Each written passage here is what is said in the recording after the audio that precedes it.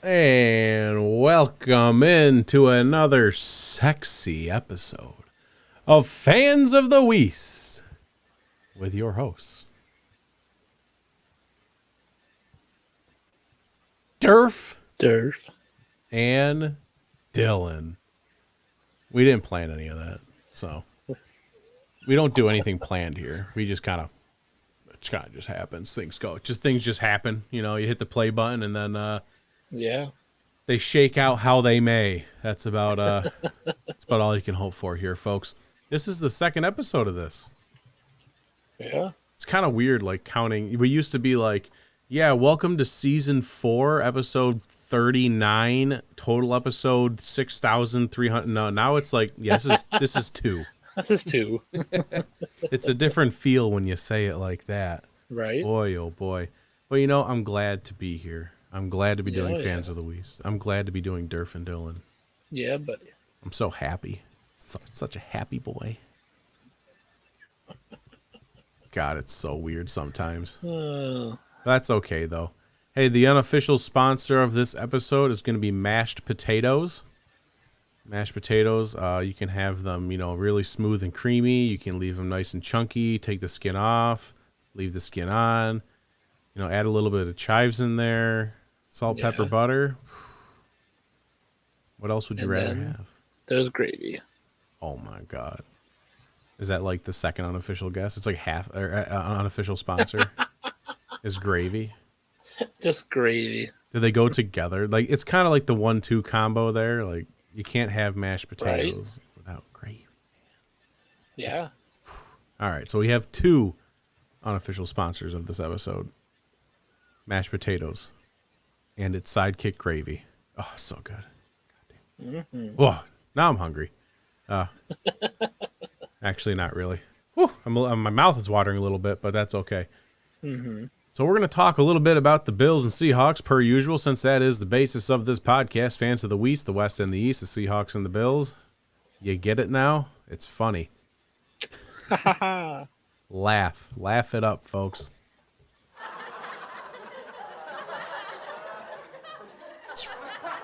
Yeah. Yeah.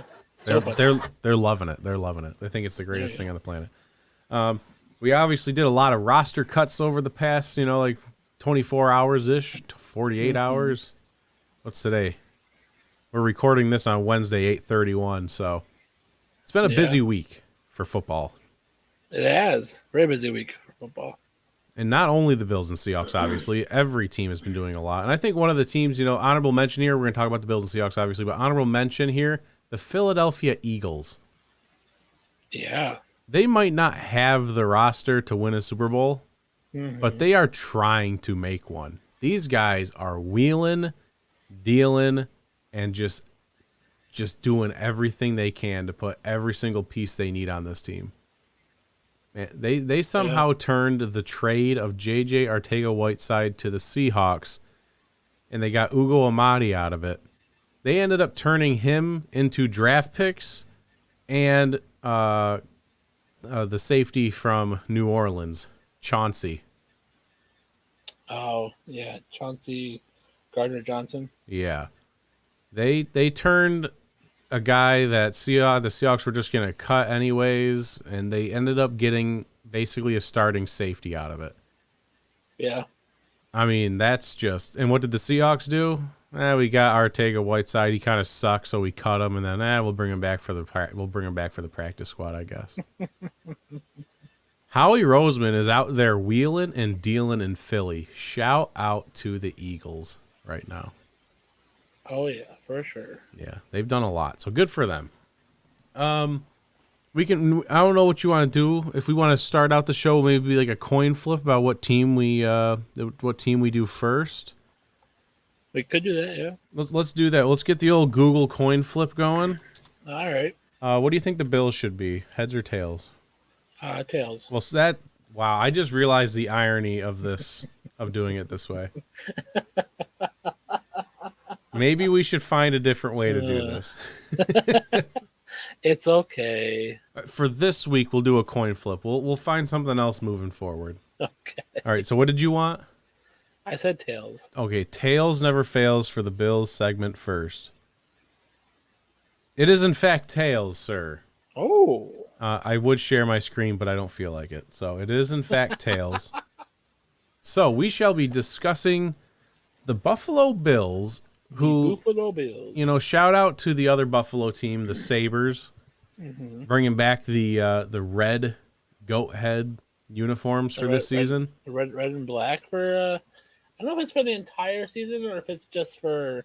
They posted a schedule for the of when games they're they were gonna going wear to it. wear them, yeah. Okay. I think it was either 8 or 10 games. I don't quite remember.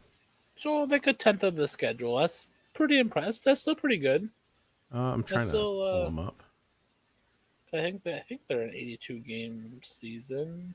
Your guess is as good as mine. Wow, these jerseys are going to look so good. I'm just looking at their Twitter page right now. Oh my gosh. Yeah.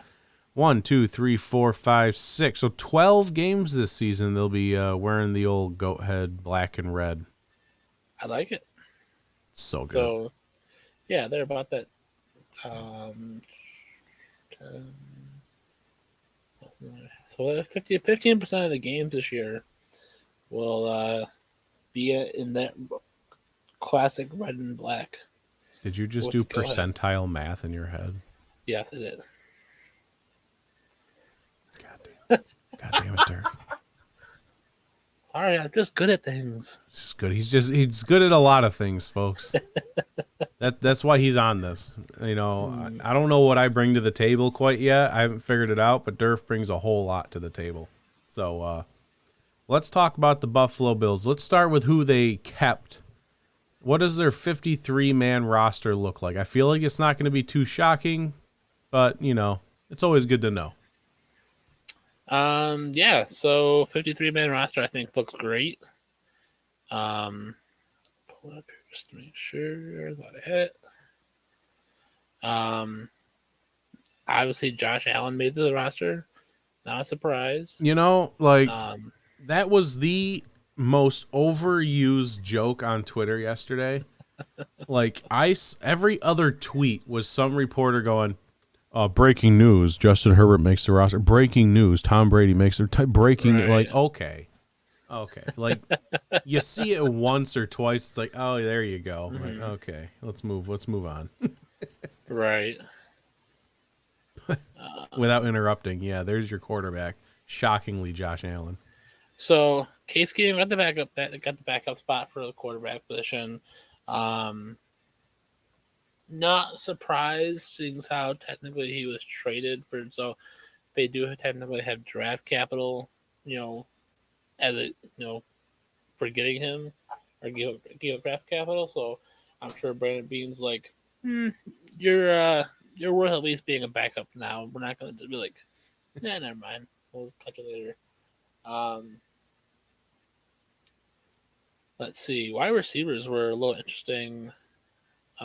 Surprised that they kept Jake Kumro over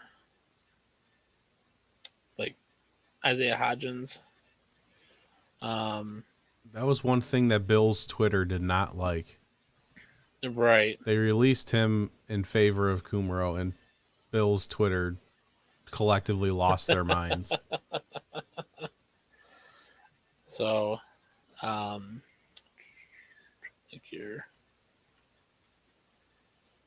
Let's see. I thought I had a link here, and now went away. I mean, most of the players that they released, made the practice squad, which is good. So like Barkley's on the practice squad. But the roster right now, I think, is pretty healthy. A little interesting here what they're gonna do. What they're gonna do with secondary. Right now, it's more like Kyer Elam and Christian Benford could be getting the starting nods coming up. So that's a little exciting and nervous at the same time. I think the Bills were just sick of seeing Taron Johnson. I think so too. I think he could be a very well used rotation. I think it'd be fun out there with the two rookies, though. I think it's be interesting. Yeah. At least until Trey White gets back, he was put on IR, so he'll be at least out for the first 4 games. But Yeah. Kyer Elam was supposed to be out there regardless. Someone's just got to fill in for the vet. And I think, Hmm. why not? Throw the other rookie out there. Trial by fire. Let's just see what the boy's got in him. See if he's got that dog in him. Right? Yeah, for sure. Um, Running back by committee will be interesting this year. I mean, it's basically Singletary, Moss, and James Cook. Taiwan Jones is technically there as running back, but he'll be more special teams. That's where he's kind of thrived in this Bills organization the last few years, which I think is why they continue to keep him. Um, yeah, I mean, they kept a lot. They kept a lot of linebackers, and I was really surprised on that. I think they kept like 6 linebackers. If I last I checked, couple rookies, which was not too surprising, just because of how they played in the preseason, which is they earned that spot. Um, I think one thing to note here is their 53-man roster did not include a punter. But it does now. But it They're does going to have now. to figure it out. So I'm I not sure I, what the corresponding move has been with picking up. I don't think they made the corresponding move yet. My guess is that there's a good chance it's probably Marquez Stevenson. Yeah. Um, he was kind of like a fifth or sixth wide receiver, and you would see him more in special teams, with a return um, opportunities.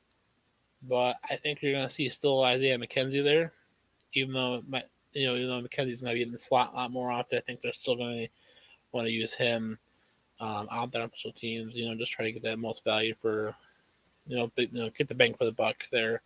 Um, but so that'll be interesting to see. I really don't even care if Sam Martin is a good punter after being released in the Broncos, because we hopefully don't need him very much.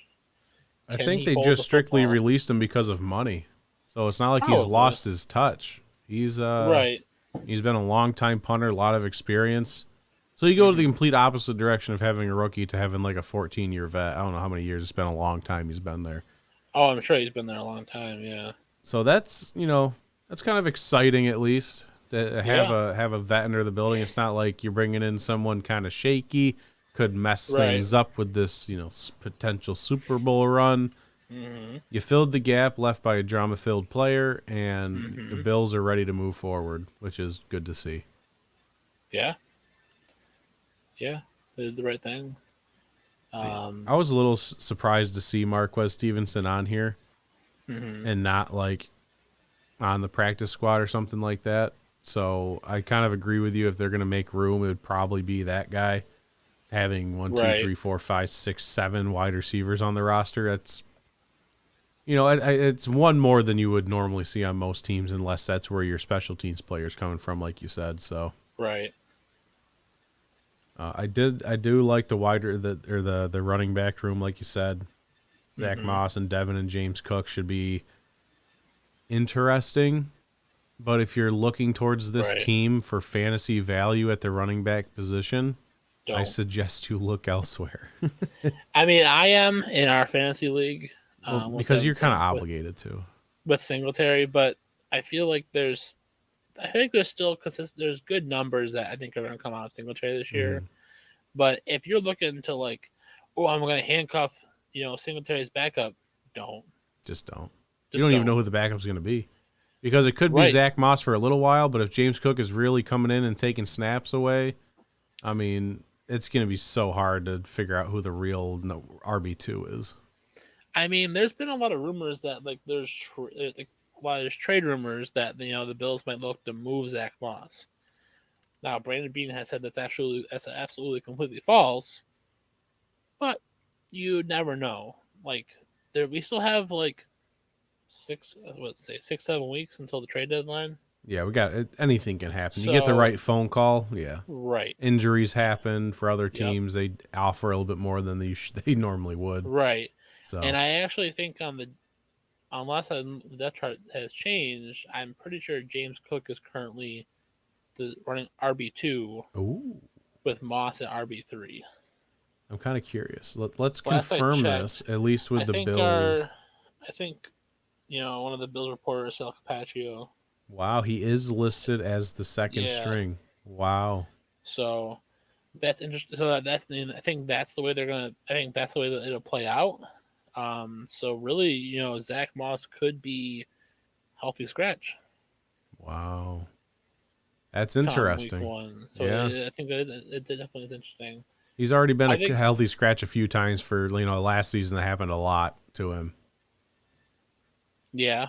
Well, I mean, the one time he couldn't make it to the stadium on time because didn't realize how busy traffic was with fans. He's an After NFL player. Just get your own helicopter, bro. Come on. Get into the stadium. maybe Hurry up. maybe they'll make a helicopter pad on the new stadium, Ooh. and you just like see all these helicopters dropping in every like 15, 20 minutes because the players are running It's late. just, it's just that's how they introduce their starting lineup. Just like a couple helicopters come by, people get off. Yeah, that's how you do it. That's the way to do it. There we go. Your practice squad, I think, eased a couple people's minds, including my own. Yes. You got Matt Barkley back, Yep. Greg Mance, Alec Anderson for the offensive line, Raheem Blackshear. That Yep. he's a good piece to retain. Yes, Love he that. is. I was glad nobody. I was glad nobody picked him up off waivers. Also, a little disappointed that nobody picked him off of waivers because is it a thing where like he looks good in the Bills organization on the field and looks good with the Bills offense that like he's not going to look good with another team and it just happens to work out right now and maybe the Bills aren't seeing something that other teams are, which is why they didn't draft him. Which is I mean I think he's undrafted free agent, which is why he was fighting for a spot anyway. I think it's a good But player to retain because oh just yeah, just for the fact alone that if Zach Moss does get traded, like mm-hmm. if you get a really good offer in, like you have basically a Zach Moss 2.0. It's a big guy, Yeah, goal line yep, running back. He can go in mm-hmm. there for the short downs. I Yep, think it's a great guy to just have sitting on your practice squad. And yeah, you also have Duke Johnson there too, which is fun. The Duke. right. I just I always mean, keep an eye on him. so you have Duke Johnson, and then you go to the receivers, and then you have Tavon Austin too. Like that's two veterans sitting on this practice squad that are just there. Yeah. If someone Like goes down with an injury, you're not calling up yeah, some just like an undrafted, unproven right, guy. Like yeah. Oh, you lost your wide receiver. Let's just bring up Tavon Austin. Oh, we lost Singletary. Yeah, let's just take Duke Johnson off the practice squad. You don't have to go out and find a replacement. You right. can, but you don't have to. Mm-hmm. I mean, granted, all these players in the practice squad are available for any other team to come and snag, but I think they'll hang out on our practice squad for a little while, which is I think a great option right now. Especially once we get like these first string offenses, the actual starters on the field and get more consistent and playing those full games. Weird things can happen, and Yeah, having this as your backup basically to refill your roster is great. and that's. I mean, it continues on. I mean, you still have Tanner Gentry and Isaiah Hodgins who returns to the Mm-hmm. Bills, which quieted some nerves on Bills Twitter. He is still technically with the team. And then for your Yep. defense, you got defensive end Mike Love, tackles Brandon Bryant and C.J. Brewer, Mm-hmm. linebacker Joe Gilgis Harris. I feel like I said that wrong. Joe Giles Harris, I maybe. think it's guys Harris, yeah. And then Jamarcus Ingram, DB. So Mm-hmm. definitely more offensive pieces there in the practice squad, but Yep. It's an offensive powered NFL these days. You'd rather have your practice Right. squad with enough guys to replace the offense if needed. Yeah. And I mean, I think they kept probably four offensive linemen on the 53-man roster on top of the starters. So like they've got some decent depth there. They have Roger Saffold, Greg Van Rotten, and Ryan Bates for the guards. And then for our tackles, we have Spencer Brown, Deion Dawkins, Tommy Doyle, and Bobby Hart. Not to mention, get David Quisenberry is also hanging out on the roster, and obviously Mitch Morris is the lone center. Right. So they kept four extra linemen on the 53-man roster, which I think is smart. You know, that was a little concern a couple times last year, Mm-hmm. but I think they got the right combination worked out last year, and I don't think Ken Dorsey's going to change it that much. Even with the addition of Saffold in the mix there, because something that we definitely were on Twitter about and talked about late last week after the show. Cody Ford gets traded to the Cardinals. You know, that was absolutely a move that I could have seen coming if I really would have thought about it, because he really wasn't doing much for the Bills anymore. He was kind of like, he's probably like, I think I would consider him the first like failed draft pick for Brandon Beane, who and Beane was like super excited to get him. He just didn't work out. That Big 12 lineman issue. Mm-hmm. It's in my opinion. Um, some of those guys work out, but if you don't get the right guy who's considered blue chip, it's not worth it. And not to mention, yeah, you still have Ike on the injury reserve, the pup list. Oh, So Mr. Butker. yeah, so he's still hanging out there too. So there's Yeah. another lineman that's still waiting in the wing to come back, and it is official. You called it because you must know your team. The Bills have officially signed punter Sam Martin to a 1-year contract and they placed wide receiver Marquez Stevenson on the IR. Nailed it. I know some things. We know stuff. You heard it here, folks. Well, not well. You probably didn't hear here first because this is probably not going to hit your ear holes till tomorrow. Right. But that's besides the point. At 8:23 p.m., we said it first. We say 8/23, 8/31/2022. We said it. The downside of not being live when you get these breaking news things. And we even said it before it happened. So yeah, we're pretty good at this stuff. So there's your Bills active roster heading into week 1 next week against the Rams. Yeah. Pretty much exactly a week from when you're listening to this. They'll be playing the Rams. That's exciting stuff. Yeah. Really looking forward to that. It's going to be I hope it's going to be a fantastic, amazing, the supercalifragilisticexpialidocious, whatever they were just kind of game. And before we talk about the Seahawks roster real fast, a shout out to the NFL for being just blatantly favoritism towards people. Yeah. The fact that we have on video, pictures, witnesses, everything of Aaron Donald swinging Bengals helmets at players and making contact several times. And they didn't even make a statement. Nothing. I don't know if they're still like I've posted it multiple times on Twitter. Like they're just dead silent on this. Mm-hmm. Are they trying to figure things out? Are they talking to people? Are they just at least discussing suspensions internally? Give us something. Because right now you look incompetent as hell.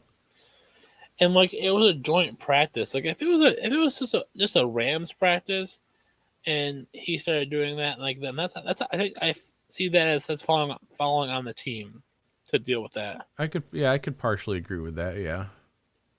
The fact that it's a joint practice makes it seem like it should be treated like a game. Yeah. Then the NFL commissioner should step in, put his big boy pants on, and say, "Okay, we're not having this. Right. Like, he's got to be. I would think he'd be suspended for a couple games at least. You have to, at bare minimum, you have to at least match Myles Garrett's suspension. Right. And granted, Myles Garrett swung the helmet at someone without a helmet, and I think he ended up serving 6 games. I think for that maybe. Right. I'm not sure what the total was. I don't remember. I thought it was. I can't remember if it was 4 or 6. Like, so if you want to take 2 games off for like hitting a person with a helmet on, I guess I could understand that. But there's no way that you just can't do anything about this. Mm-hmm. There's no way that you just look at that and go, he's good. Crazy. So I thought I'd bring that up because I've been tweeting about it like all week when it first happened, and still nothing. So I just wanted to get it like recorded that this is something I'm upset about. Yeah. Not because I'm a Seahawks fan. I just want to see Aaron Donald suspended. It's just something that the NFL's always struggled with, and that's being consistent with their suspensions. So I just would love to see some consistency for once. The Seahawks 53-man roster. These are the troops going into battle for Pete Carroll this season so they can maybe pull out 4 wins. Vegas set the Seahawks over-under at 5.5, which I think is quite generous. I don't know if they're going to hit 6. That does seem quite generous. Like, I feel like 6 is their ceiling. So, so do you take the under on that? Yeah, you would take the under. At least I would. I mean, I've done the schedule prediction for the Hawks like 10 times this offseason, and never once have I gotten to 6 wins. So, unless there's some miracle that happens. The quarterbacks are obviously going to be Geno Smith and Drew Lock. I'm pretty sure they brought Jacob Eason back onto the practice squad because nobody wants that bum. Our running backs, Rashad Penny, DJ Dallas, Travis Homer, and Kenneth Walker. Obviously, our strong suit of this team is our running backs. DJ Dallas and Travis Homer had a hell of a preseason. Penny and Walker sat most of it out with injuries, but if DJ Dallas and Travis Homer were the only 2 running backs on the roster, I'd still be happy. Those 2 guys are electric. We got Tyler Lockett. The wide receiver group is the one that got a little shocking. Tyler Lockett, DK Metcalf, and D. Eskridge, fine. Whatever. But Marquise Goodwin, Penny Hart, and Derek Young, our rookie, have made the active roster. I mean, Goodwin's not terrible. I mean, he's getting up there in age, but he's fast. Right. I don't know. He's got speed, so like he's a vet at least. He should be able to take the top off a little bit there for like that. But I thought that's always what D. Eskridge was for, and Penny Hart. Those 2 guys are burners too, but usually they're more of like our reverse guys, like our jet sweep guys. And that's how D. Eskridge got hurt last year, because D. Eskridge is like 5'6", 120 pounds. So he took a jet sweep and got hammered on the sideline, and that ended his season. He's not built for the NFL, in my opinion. He's fast, but if he gets hit, it's over. That's really where D is at. Penny Hart kind of built the same way, but he's a little bit taller. And then Derek Young, the rookie. I think that's fun. I love to have a rookie on the active roster. I want to see him get out there, prove something. That's what I want to see. So I'm fine with that, especially in a season like this where it's just like whatever. Go ahead and see if you got something special with Mr. Young. I thought it was just a little shocking because they finally got rid of Freddie Swain, who they've been holding on to for years. And I've been trying to get him cut forever. And they finally did it. So I thought that was just fantastic. I was very happy. And they got rid of Bo Melton, who everyone thought was having a decent preseason, a 7th-round rookie. But they did bring him back for the practice squad because 0 cut Seahawks players got claimed off waivers. 0. So that really tells you what people think about us. No shocks with the tight ends. Will Dissly, Noah Fant, Colby Parkinson. That's just par for the course. Offensive linemen should be fun this season. Charles Cross and Abe Lucas are 2 tackles. Jake Curran, Stone Forsythe, Gabe Jackson, probably starting guard. Damian Lewis, he's injured, so he was supposed to start, but probably not. Phil Haynes, Austin Blythe, our starting center, and then Kyle Fuller will be the backup. So we have one spot at guard that we're not quite sure. Probably will end up being Phil Haynes until Damian Lewis is back. But overall, I like Charles and Abe Lucas. They've had a hell of a preseason, so I don't know. maybe if there's one bright spot, it'll still be the run game because the offensive line is okay. To get to the defense, we got Poona Ford, Al Woods, Brian Monet, Miles Adams, Quentin Jefferson, Shelby Harris, and L.J. Collier. It's not good. It's really not good. Yeah, that doesn't sound good. Like Poona Ford, there's a lot of hype around him early on in his career. Well, I say early on. This is like his third season. But Poona Ford, he's good. But I feel like he's just kind of fallen off. I don't know if people figured out how to stop him. He was dog crap last year. He was not good last year. Al Woods, he's like Poona Ford 1.0. Like Al Woods was doing it before Poona Ford was in the league. He's just a big guy in the middle. And then, L.J. Collier, they actually just put him on IR again. He was our first-round draft pick a couple of years ago. That dude is shit. Literal shit. He is awful at football. And he's always injured. But we do have Shelby Harris, who we got from the Broncos, so we'll see if that helps at all. Who was the second player you said there after Poona Ford? Al Woods. Yeah, like how big are we talking is this guy? Like pretty big. Big boy. Like big tall or big wide? Big wide. Yeah, like he just fills gaps. Yeah, that's all he does. He just kind of stands up and he takes up 2 gaps. So I feel like we haven't seen that kind of body style on the defensive line in a long time. They have slimmed down these days recently. Yeah, a lot. I feel like a lot of defensive tackles have they're a little bit more they're thick, but they're not like. I don't know if you remember Sam Adams, who was a great Bills player, defensive lineman, had a great pick 6 against Tom Brady. Take your word for it. He was a big boy. But he was one of those guys that he would take 3 offensive linemen on the other side, and they would take all 3 of them to stop him. He just runs into him. And it's just and then you get your defensive ends coming around behind him, and then when they're wide open to get to the quarterback or whatever. But I was thinking when you said that, I was like, man, we really haven't seen the really big defensive linemen anymore, and it's changed that much because the NFL has gotten so focused on speed. Yeah, it's all about speed. And I just thought that's interesting. I was like, huh. Yeah. Yeah, Poona Ford is a big guy too. I mean, this is Seattle's MO. That is their 3 men up front is Poona Ford, Al Woods, and Brian Monet. Mm-hmm. All pretty big. Brian Monet's not as big, but Poona Ford and Al Woods, big boys. Yeah. Yeah. And, it's old-fashioned, just like Pete Carroll. I mean, old-fashioned, old as shit, same thing. Our linebacking crew looks like they'll be good at rushing the passer, but when it comes to dropping back in coverage, I'm terrified. Jordan Brooks is there. Cody Barton has looked awful in preseason. He's supposed to be the heir to Bobby Wagner. Rough start. Nick Bellore, who is more of just our special teams captain, sometimes a fullback, so he's listed as a linebacker. But Darrell Taylor, this is our pass rush. I think could be good this year. Darrell Taylor, Nwosu, Boye Mafe, great rookie. He looked great in preseason. Alton Robinson and Joshua. No, I don't know who that is. I think the pass rush could be special this year if everyone stays healthy. It might be something that we can build on. And it could help our rookies in the back end because we're going to be playing probably Cody Bryant and Tariq Woolen at the corner spots. Right. So a good pass rush is going to be important this year to make sure other rookies don't get completely destroyed. And speaking of which, Cody Bryant at corner, Artie Burns as well, Sidney Jones, Michael Jackson, Tariq Woolen, and John Reed.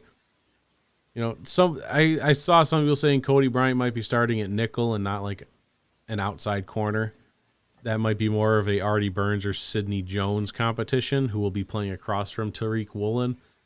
Either way, it's not like Legion of Boom territory. This could be bad. Yeah. I mean, I don't know.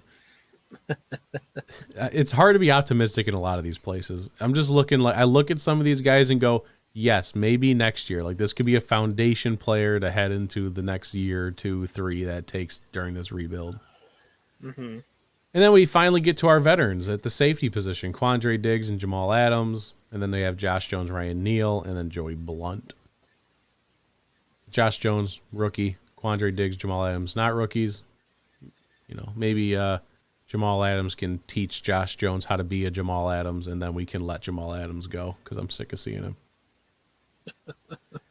Hey, we have Michael Dixon, who's a punter. Jason Myers, who is not a good kicker anymore. And then long snapper Tyler Ott. None of that's changed. So overall, the roster's young. It is extremely young, which is what we expected. I just feel bad for DK Metcalf because his career is about to take a massive halt. He got paid, but I feel bad for him a little bit there. I did have the Seahawks practice squad pulled up. I don't think it matters too much. We got J.J. Arcega-Whiteside up in there, Greg Elam tackle, Cade Johnson, another wide receiver. Bo Melton came back. Tyler Mayberry at tight end. Vi Jones, linebacker. Quandre Mosley, cornerback, linebacker. Taylor Muse, safety. Scott Nelson, tackle Liam Ryan. Running back Darwin Thompson, who I thought had a good preseason. The old Chiefs guy. He's like 5'2". He played pretty well, so he's sitting there on the practice squad. And then Aaron Donker, linebacker, who is our boy that we got from Germany in that program. Yeah, what's it called?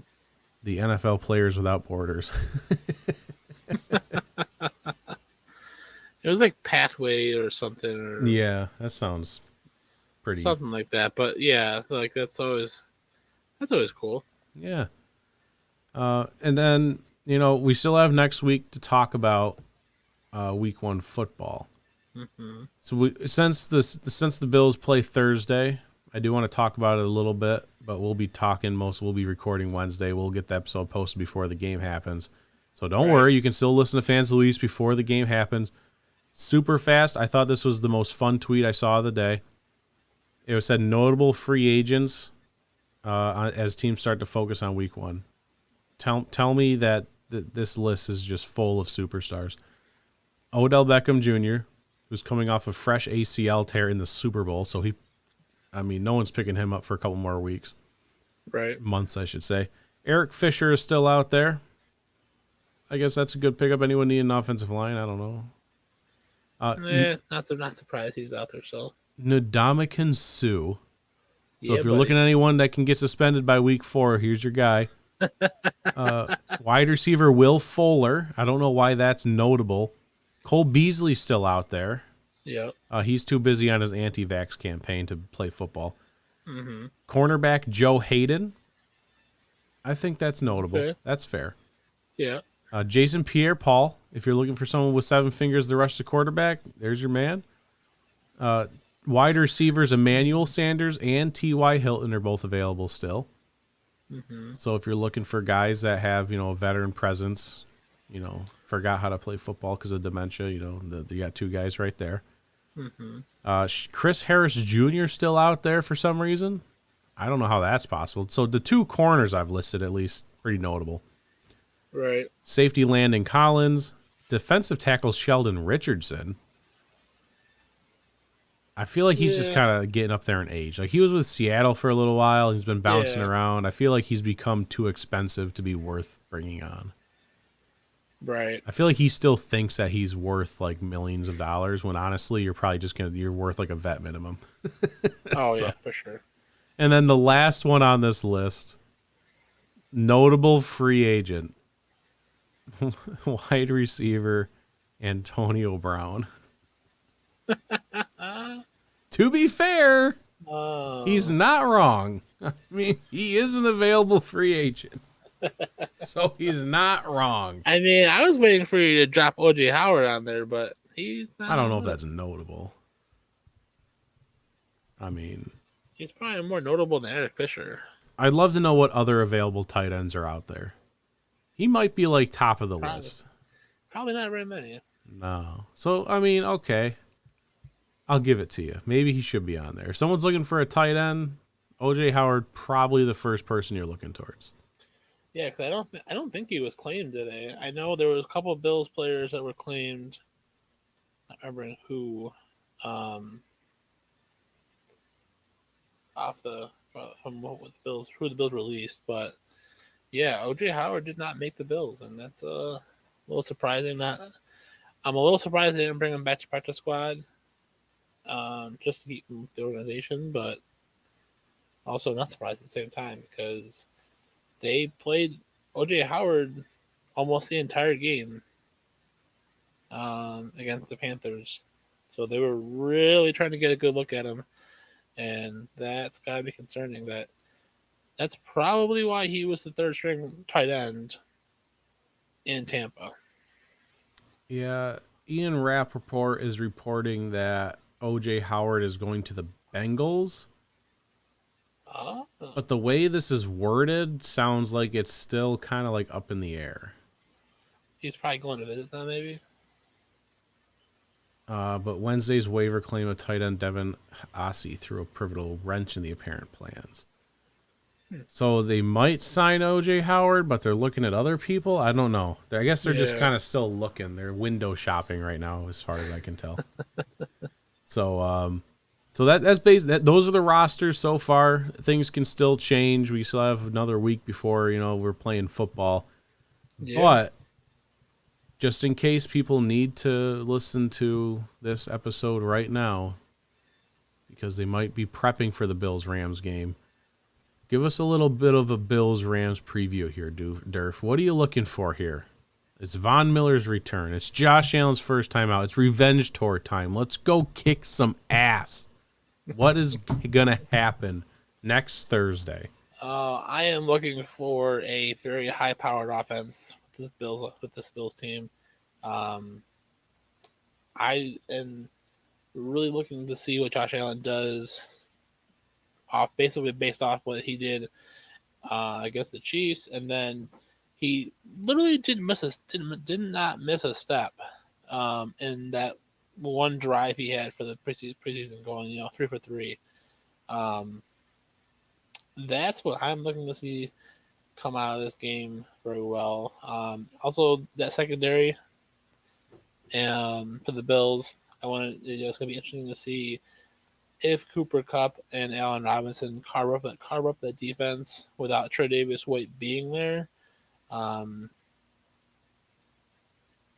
But the Rams are going to have to be able to get the ball off, I think, decently quick. I think the Bills' pass rush is just going to be strong this year, especially in this game. The Rams technically have a decent offensive line. They did lose Whitworth this year, but they already had a guy in place to replace him, so it's not like it's terrible replacement. But yeah, it's